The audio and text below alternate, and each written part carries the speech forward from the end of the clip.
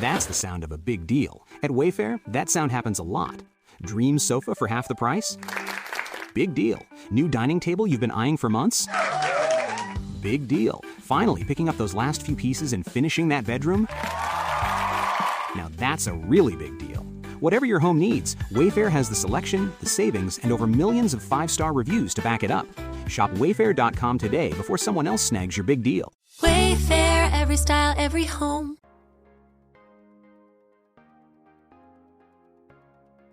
Hey friends, welcome to Moments That Matter. I'm your host, Callie Wiley, and I'm so glad you're here. This is the space where we'll talk about real life, the messy, the beautiful, the in-between moments that actually shape us.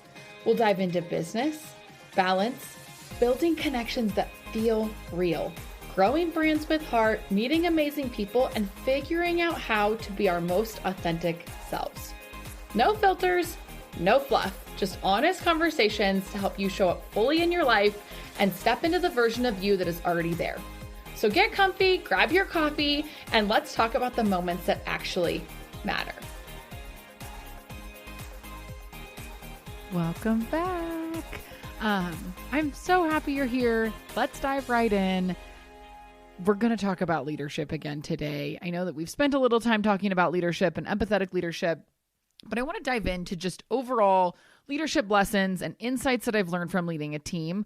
More of just some like raw and honest conversation around leadership, leading a team, being productive in leading a team. This can be workplace, volunteer group, in your home, what have you. You can apply leadership to so many things. I think that sometimes people get hyper focused on, I'm a leader in an organization and I lead a team of employees. This could be a team of or volunteers, right? This could be a volunteer job that you have. This could be being a teacher. This could be leading a household. This can be, I don't have any direct reports, but I do a thing at work that I have to lead something. HOA world is a great example of this. You might not lead a direct team of employees, but you lead a whole community, right? You lead an entire community. And so when I talk leadership, I really want people to remember that this adapts to so many different situations and so many different people. And so I want to dive in on just these raw and honest things of like, hey, this is what I've experienced. This is what I find has been really great for leading a team. I've had a lot of leadership experience, you guys. I've done a lot of volunteer groups from when I was young. I got put into my first leadership role super young and led a fairly large team. I was in HOA leadership for quite a while, leading the community side of things, the clubhouse side of things, leading a very large team there. A lot of seasonal employees, high-level leaders, just a whole variety of leaders all under one roof. I was a vice president of operations for a Club Pilates franchise for the last 5 years and led a very dynamic team that grew substantially over 5 years. So leadership has just been in my life. I was in 4-H when I was growing up, and 4-H really blended a lot of how I learned leadership and how I learned to lead. And it's just been a part of my life for so long. And even like when I was like in school and group projects, right? I was a leader. I was going to take charge of what was happening and make sure people were organized and make sure we got things turned in on time. It's just been a dynamic part of my life forever. And so being able to share what I've found that's been really successful in leading a team, finding some insights and being able to share some of those with you is super important to me so that I can help other small businesses. I can help leaders or emerging leaders. Maybe this is like your first time leading and you're like, I don't know about this. But when you're leading a team, the way that like we come back to this moments that matter is like, we're leading out of kindness. We're leading with our heart. We're leading out of how do we show up for people? We have to show up for people. And remember why we're here and remember the moments that matter. And there's so often times that we just get lost in how do we connect that to leadership and how do we connect being empathetic and kind and leading with affirmations and how do we connect all those? And so I want to talk about my journey of that and how I've learned that and just some of the things that my key lessons that I've learned, if you will. And we're going to go right for it. we're going to go right for it. And I'm going to connect this to personal and being a leader and how this can be really helpful for you. So some of my key lessons that I've learned over the time being a leader is communication. Communication is key. We have to be clear and open in our communication. Clarity is kindness. I think that's our friend Brene Brown. You have to communicate clearly. Creating communication that's not clear is not doing anyone a favor. But I want to emphasize kind communication. Remember back when we talked about empathetic leadership, kind communication is super important, and how we're talking to people and the tone that we're carrying in our communication, super, super important. I've worked for different companies and been in leadership roles or had leaders that don't effectively communicate. And a lot of the times it's out of fear that someone's going to outshine you, fear that someone's going to outdo you, fear that someone's going to step ahead of you. Being able just to clearly and openly communicate out of kindness is so important when we're leading people. It's going to create trust when we're communicating. It's going to create openness. It's going to create people to find success when they have clear, kind communication. I briefly mentioned tone here. Tone is super, super important. Okay. You can communicate all you want. If it's abrupt and aggressive and harsh, it might not be as well respected. You guys, if you've not listened to the empathetic leadership one, my personal journey has brought me here to right now. And I used to be a lot more of a blunt leader. And when I've navigated life through grief and trauma and just really learned why we're all here and learned what's important in life, being able to have a tone that's empathetic and kind and compassionate is going to go so much further. It's going to go so much further. You can have really hard conversations that are clear and open and challenging. Like you can have a difficult conversation about performance with someone and still be really kind. You don't have to always be aggressive and mean. Your intention doesn't have to be to hurt someone's feelings. And so being really kind in your communication is really important. You can be clear. I'm not going to talk about empathetic leadership here and how you can kind of balance holding someone accountable and being empathetic, because I talk about it in that episode. But clear, kind, open communication, super important. It's something that I stand by through and through. So that's number one. Communication, clear communication is key. Empowerment and delegation is something that has become so important with leading. EOS businesses call it elevate and delegate. Trusting your people, trusting people that you're working with, trusting your family, trusting your environment around you, and empowering people to do what they were hired to do, or do their volunteer role, or lead in their household, or lead in the classroom. Let people do what they're talented at. Find people's unique abilities. Let them shine with those. I talk a lot about your story being your superpower. Everyone on your team, whether that team is your classroom, your work team, your home team, whatever that looks like, everyone has a story. Everyone has a superpower. Empower them to do what they're really good at. And then delegate tasks to them in that realm.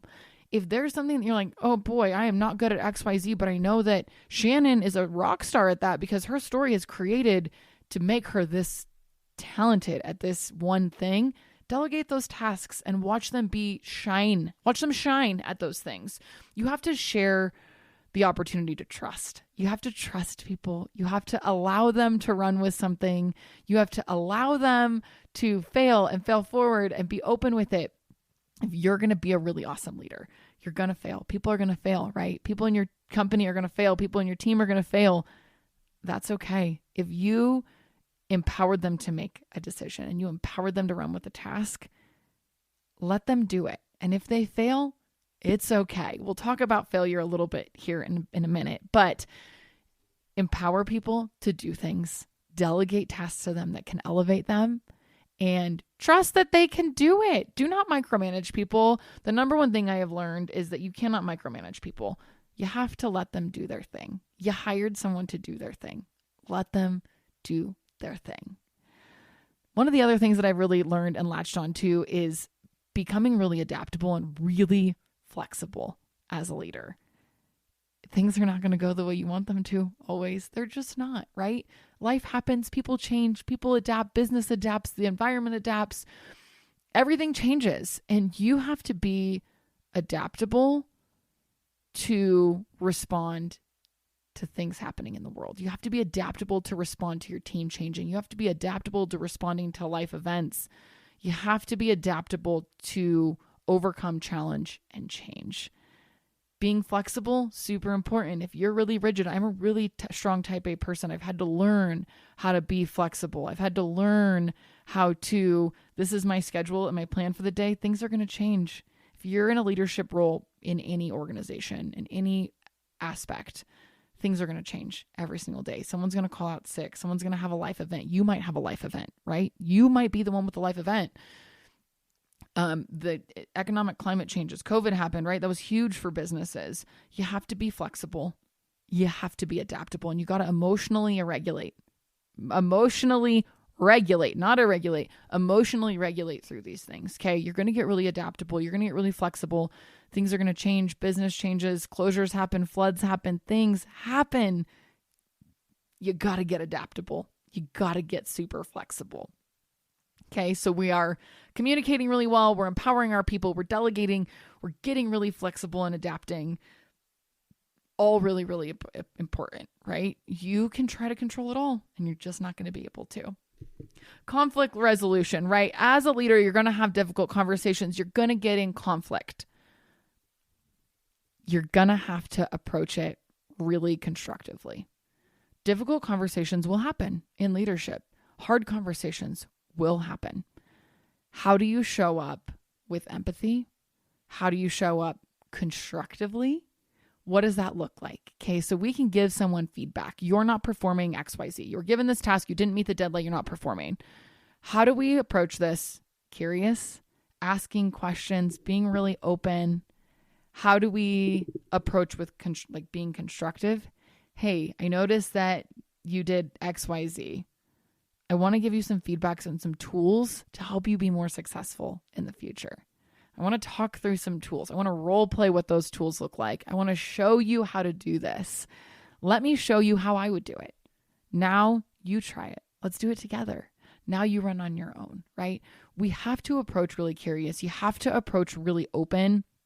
Like I said in previous episodes, I used to not be this way, you guys. Life happened to me, and I realized how much more approachable of a leader I became when I got really curious with people. And I started looking at conflict resolution and difficult conversations as a curiosity point and hey, what's going on? How can I help? Let me help. Let me help you. Let me help you through this, right?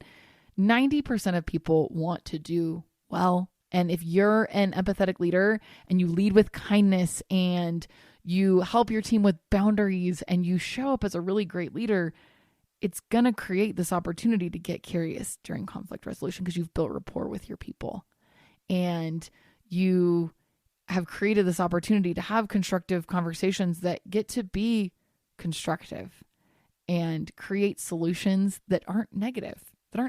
Conflict resolution does not have to be negative. It can be really positive. It can be really, really moving momentum forward instead of being something really negative.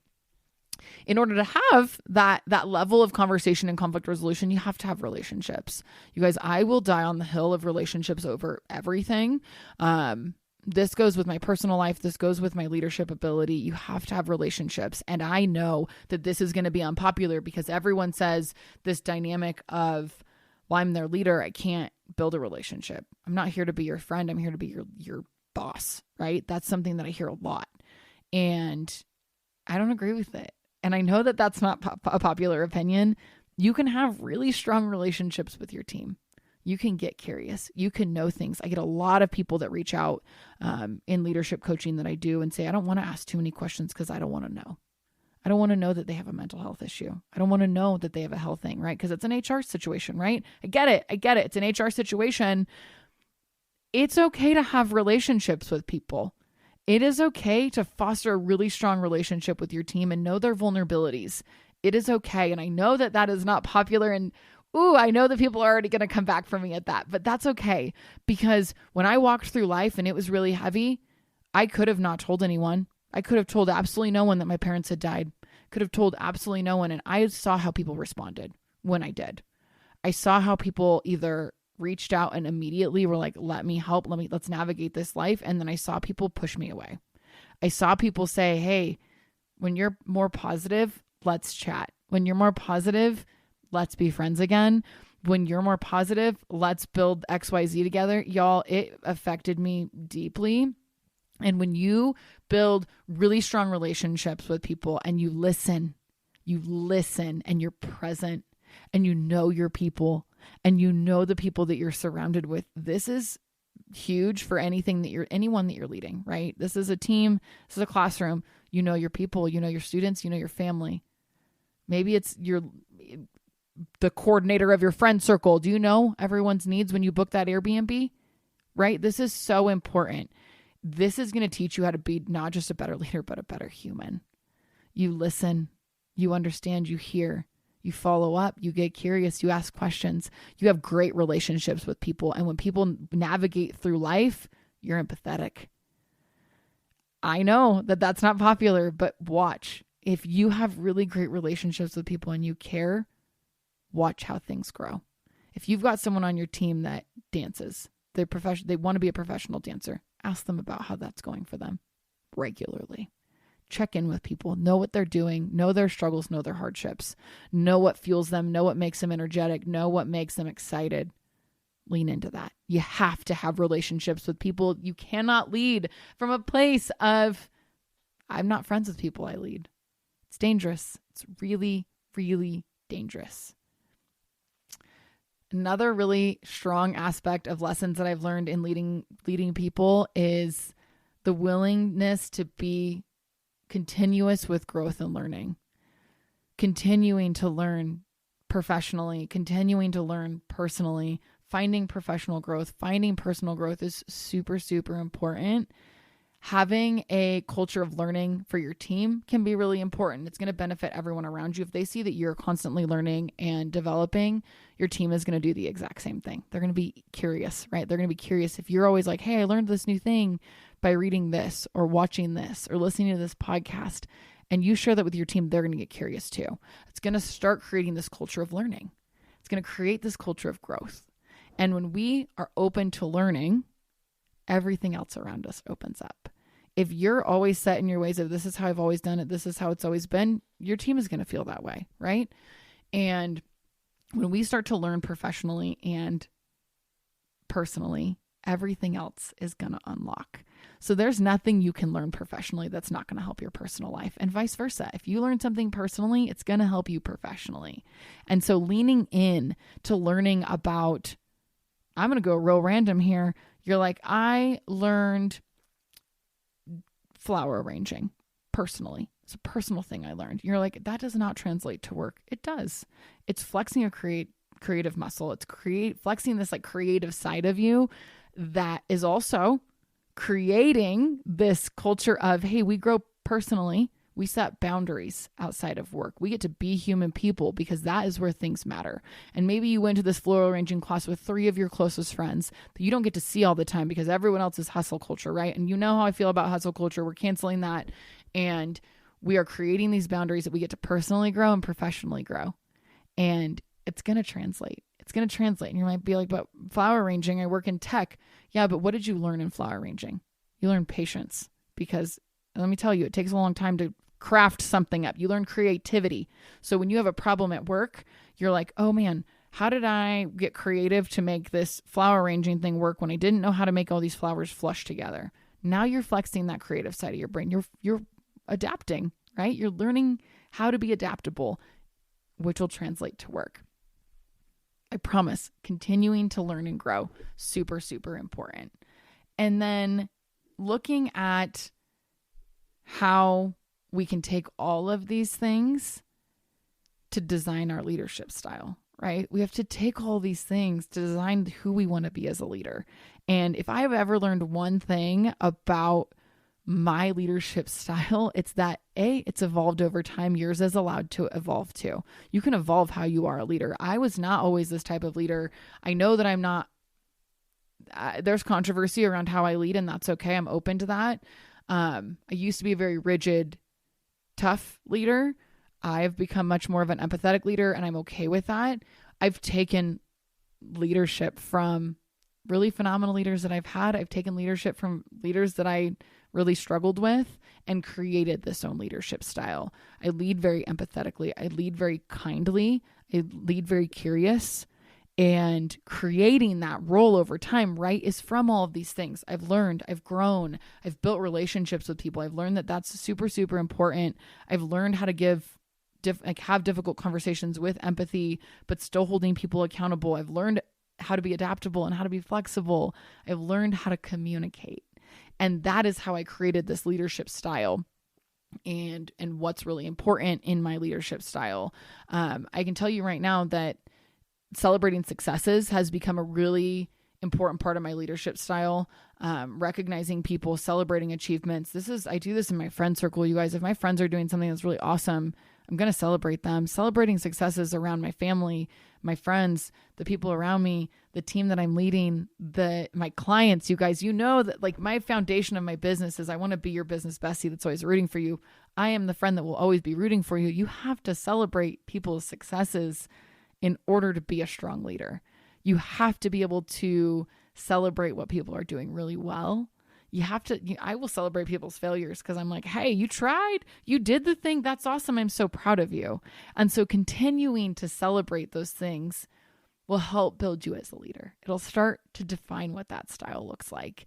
But if you've not ever thought about your leadership style, take the time to write down all the things that you really love about leaders that you've had or leaders that you've seen in the public eye. What are things that you really admire in people? And what are things that you don't admire in people? These could be public eye leaders. These could be leaders that you have had. Things that you're like, oh no, that did not work for me. And use those things to create the type of leader you're going to be. I really encourage you to get curious on how you want to be a leader. It doesn't have to always be just what people expect of you. It can be your own style. It could be your own style. And I want you to take this and run with it. Now, you know that I always talk about the flip side to this. This all sounds really like beautiful and amazing. And oh my gosh, I'm just going to go be a kind, empathetic leader, which is amazing. But I think it's really important to talk about some of the challenges of being a leader. There's a lot of challenges that happen in being a leader. And some of the things that I've learned is, when you encounter teams that don't jive with what you're doing or don't blend with what you're doing or don't believe in the mission or the vision and just aren't your people, it's okay. It's okay to say, hey, you go do something that makes you happy. Hey, you go chase something different for you. And so often when I have taken a step back in challenges with leadership, and I just get curious and I get really open, you can navigate any challenge. Get curious, get really open, and it will open up the doors to start facing the challenges. Difficult conversations, right? Super challenging to have in these situations. Letting someone go, super challenging. If you get really curious and you get really open, you can be really kind. These things will all navigate themselves. You get empathetic. You start being really kind in how you're operating.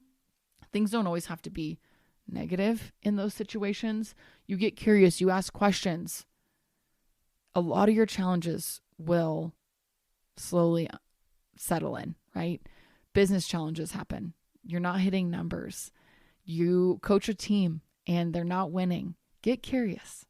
Ask questions. That's challenge, right? Challenge is, hey, I coach baseball and my team's lost the last 4 games. Get curious. Get curious about your people. Build those relationships. Get curious about what's going on at home.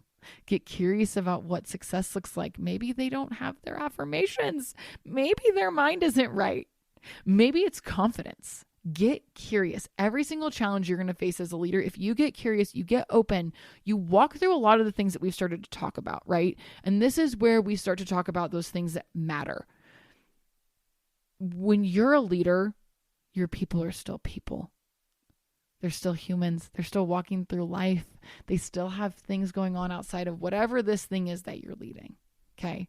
They still have things going on. And when we get really open, it's going to open up everything.